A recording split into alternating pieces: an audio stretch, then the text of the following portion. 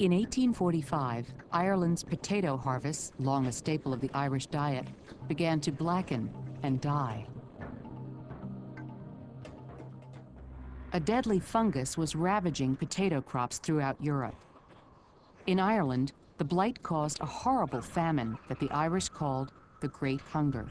It killed 1 million or more people and forced many others to leave the country.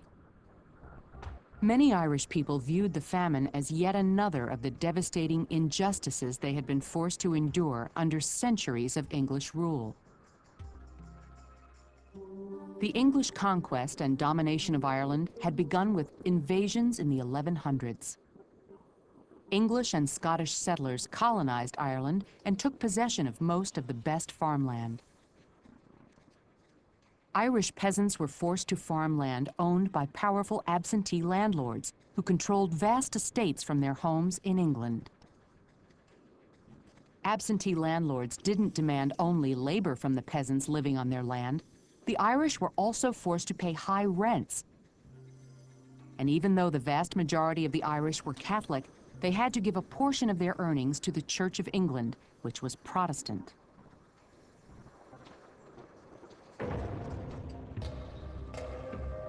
Irish peasants lived in desperate poverty. Under British rule, most of Ireland's farmland was used to grow wheat and oats that were exported to England. The potato, introduced from America, became the main source of food for most poor Irish peasants. That is why the potato blight, which struck in 1845 and lasted for years, was a death sentence to so many. Barley and oat crops were not affected, but instead of providing food to the peasants, absentee landlords continued to ship their crops out of Ireland. Many peasants had nothing to eat except grass, leaves, and the rotten potatoes. In public workhouses, desperate inmates traded hard labor for starvation rations of meager, watery soup. Starvation and disease spread throughout the Irish countryside. Whole villages were filled with the dead and dying. A growing number could not make their rent payments, and the landlords dealt with them swiftly and harshly.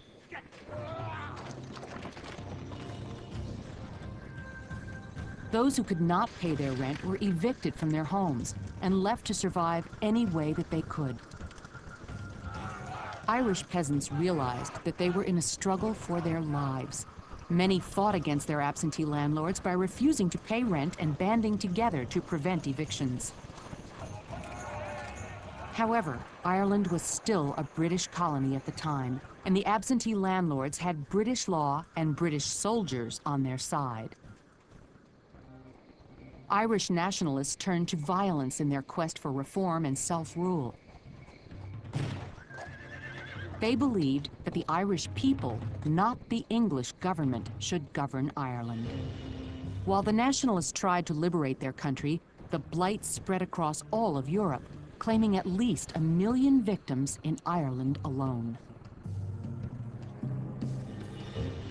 As starvation and disease swept the country, many were left with a frightening choice: abandon Ireland and live, or stay and die.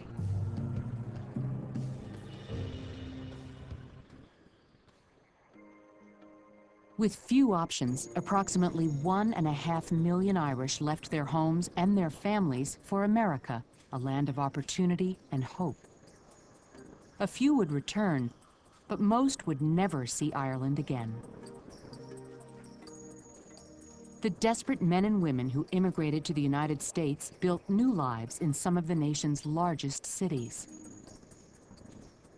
Though it was difficult to start over in a new country, the Irish immigrants and their descendants gradually overcame poverty and discrimination.